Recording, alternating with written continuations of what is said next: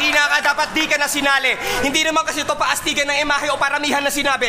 Ito ay pataliman na detalye, palaliman na mensahe, palupit ang sumulat ang mga linya pang finale ni resismong ibang klase at sa talino binabase. Hindi yung tulad nyo na puro pabibo lang at arte. Tangina. Bingi ka na ata, Sheyi. Sigaw ka na sigaw parate, bingi ka na ata. Sabi niya dati kay Malakid, sa listahan ng mga lalaki hindi kakasama. At bigla ako napaisip sa kalagitnaan ng mga pangyayari. Pare, bakit nga ba may listahan ka ng mga lalaki? Tas nung batin namin dati, yung pinakamaangas niyang sinabi, hindi kita titigilan hanggat nanatili ka pang gwapo. Kadiri ka, gago. Huwag kang feeling tarantado kunwari bad boy, pero good girl, ang lihim na pagkatao. Kaya pag sinabi ko Shehi sucks, alam niyo kung bakit below the belt? Kasi alam naman natin na Shehi sucks! Shehi sucks below the belt!